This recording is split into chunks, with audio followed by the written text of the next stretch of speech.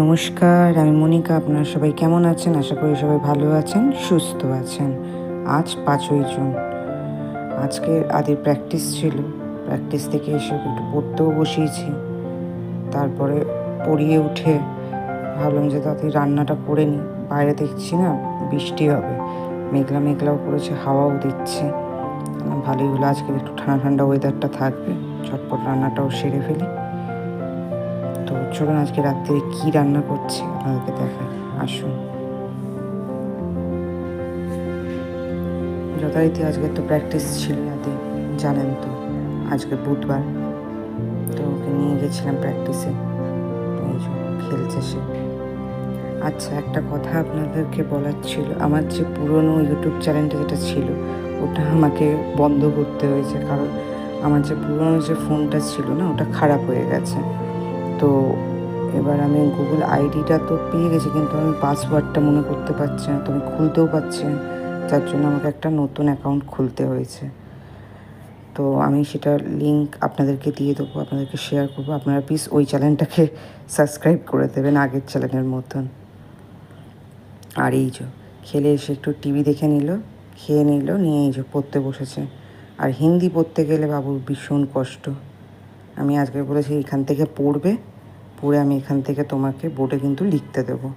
সে এখন মন দিয়ে আন্ডারলাইন করা সব ওয়ার্ডগুলো পড়ছে।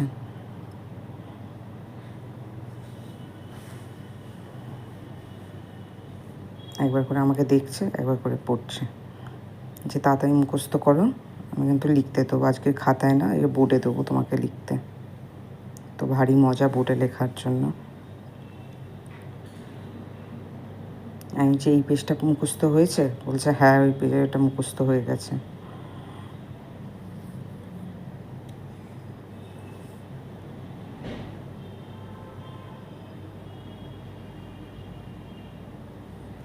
এই দিয়েছি তাকে বোর্ডে লিখতে, এখন লিখছে। তো পড়াশোনার পর্ব তো শেষ, আর দেখি এখানে বৃষ্টি নেমে গেছে, এই দেখুন। কিন্তু বৃষ্টিটা বেশিক্ষণ হয়নি, ওই মিনিট 10 হয়েছে। তো তাও ঠান্ডা ওয়েদার, দেখছেন কি সুন্দর বৃষ্টিটা হচ্ছে। এত গরমে পারা যাচ্ছিল না, একটু বৃষ্টি না হলে। দিল্লির আবার কিছু কিছু জায়গায় কিন্তু বৃষ্টি হয়েছে, আমাদের এখানে কিন্তু হয়নি। আর এই যে রাত্রিরে একটু চিংড়ি মাছের মালাইকারি করবো, তো এই নিয়ে নিয়েছি অল্প করে একটু চিংড়ি। বাবা বলছে বেশি করো না, অল্প করে করো। আর এই একটু আদির জন্য চিকেন পাকোড়া করে দেবো, ডাল দিয়ে খাবে। তো চলুন মশলাগুলো সব বেটে নিই। প্রথমেই এখানে আমি রোস্টেড জিরেটাকে একটুখানি গুঁড়ো করে নিয়েছি, আর তারই সাথে একটু আদা, রসুন আর একটু কাঁচা লঙ্কা বেটে নিচ্ছি। এগুলোকে বাটা হয়ে গেছে, ওর সাথে একটু পেঁয়াজও বেটে নিচ্ছি। এটা টেস্টটা খুবই ভালো আসে মালাইকারিতে। এটা আমার শাশুড়ির কাছে শেখাই রেসিপিটা। তো এইখানে মশলা বাটা শেষ। আর এই যে আমাকে আলু তো ভাজতেই হবে, যে কোনো মাছই করি না কেন, অভিজিৎ আলু ছাড়া খেতে পারে না, তো ওর জন্যই আলু ভেজে নিচ্ছি। আলুটা ভাজা হয়ে গেছে, এবার আমি চিংড়ি মাছগুলো হালকা করে ভেজে নিচ্ছি। আমি আবার বলে দিলাম, চিংড়ি মাছ কিন্তু কড়া ভাজা হয় না, কিন্তু হালকাই ভাজতে হয়, নাহলে চামড়া চামড়া হয়ে যাবে খেতে। আচ্ছা ঠিক আছে। তো চিংড়ি মাছ ভাজা হয়ে গেছে, আমি একটু সামান্য চিনি ফোড়ন দিয়ে দিলাম, আর তার সাথে একটু গোটা গরম মশলা থেতো করে নিয়েছি, দারচিনি, লবঙ্গ, ছোটো এলাচ, এগুলোকে একটু থেতো করে তেলের মধ্যে দিয়ে দিলাম। আর তার সাথে 2টো তেজপাতা দিয়ে এগুলোকে ভালো করে নাড়িয়ে নিচ্ছি, তেলের মধ্যে গন্ধটা চলে আসে। এইবারে আমি ওই বেটে রাখা মশলাগুলো দিয়ে দেবো। ওই যে পেঁয়াজ, আদা রসুন বাটা, জিরে বাটা, ওগুলোকে দিয়ে দিচ্ছি।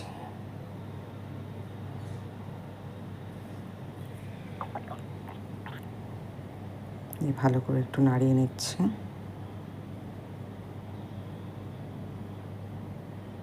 এইটা অভিজিৎ খুব পছন্দ করে এইভাবে মালাইকারিটা বানালে। আর দ্বিতীয়ত আমার কাছে তো নারকেলের দুধ নেই, ঘরে যে দুধ আছে নর্মাল, সেই দুধ দিয়েই বানাবো। একটু একটু হালকা কষুক, মশলাপাতিগুলো সব সামনে এগিয়ে নিয়ে আসি। আজকে সত্যি বলছি ওয়েদারটা ভীষণ ঠান্ডা ঠান্ডা হয়ে গেছে, ভালো লাগছে যে কি বলবো আপনাদেরকে। এই একটু নুন দিয়ে দিলাম স্বাদ মতন,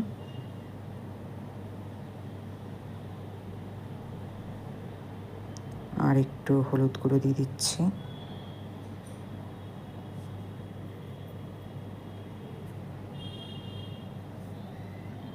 আর এখানে একটু কাশ্মীরি রেড চিলি দিয়ে দিচ্ছি কালারের জন্য।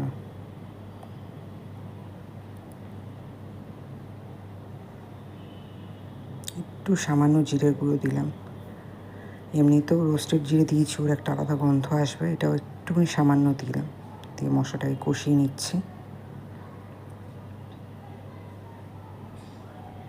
দাঁড়ান জলটা তাড়াতাড়ি নিয়ে আসি, আর মশলাটা ধরে যাবে।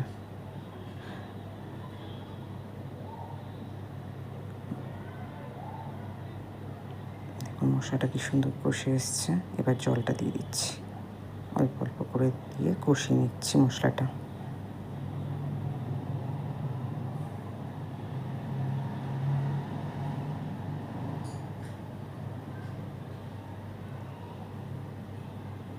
গন্ধটাও কিন্তু অপূর্ব এসছে, বাইরের ঘর থেকেও অভিজিৎ গন্ধ পাচ্ছে, বলছে খুব সুন্দর গন্ধ এসছে।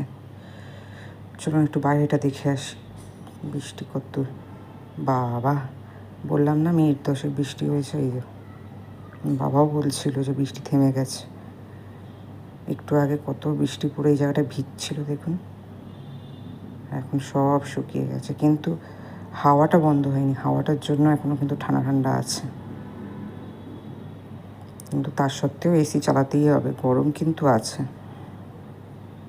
এসি না চালিয়ে ঘুমানো যাবে না। তো হাওয়াটা এত সুন্দর দিচ্ছে, ব্যালকানিতে মনে হচ্ছে দাঁড়িয়ে থাকে, কিন্তু না, তরকারিটা বসিয়েছি, চলুন দেখি কত দূরে। বাহ, গ্রেভিটা অনেকটা হয়ে এসছে। আবার আদিকেও তো খাওয়াতে হবে, ওরও আবার চিকেন পকোড়াটা ভাজতে হবে, ম্যারিনেট করে রেখে দিয়েছি। এই আলু দিয়ে দিলাম, আর তার সাথে চিংড়ি মাছটাও দিয়ে দিচ্ছি। এখানে আলুগুলো খুব তাড়াতাড়ি সেদ্ধ হয়ে যায়, খুব ভালো, ওই জন্য হালকা করে একটু ভেজে রেখে দিই, তারপরে একদম ঝোলটা হয়ে হয়ে আসবে বা গ্রেভিটা হয়ে আসে, তখন আমি আলুটা দিয়ে দিই। ব্যাস 2-3 মিনিট একটুখানি হতে হবে, ব্যাস।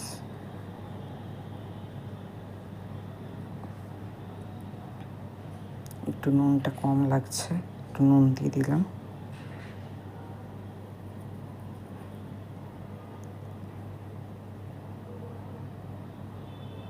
আর একটু জল দিয়ে দিচ্ছি, যাতে আলুটা সেদ্ধ হবে, তো গ্রেভিটাও কম আছে। ঢেকে দিলাম, 2-3 মিনিট পরে দেখুন কি সুন্দর জল শুকিয়ে গেছে। এবারে দুধটা দিয়ে দেবো, দিয়ে সামান্য একটু নাড়িয়ে নেব।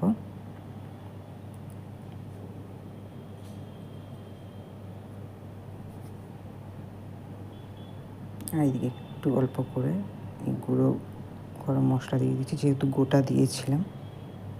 ব্যাস হয়ে গেছে, এই আজকের আমাদের রাত্রের ডিনার।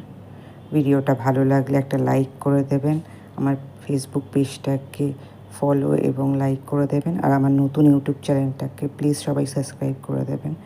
আজ এখানেই বিদায়।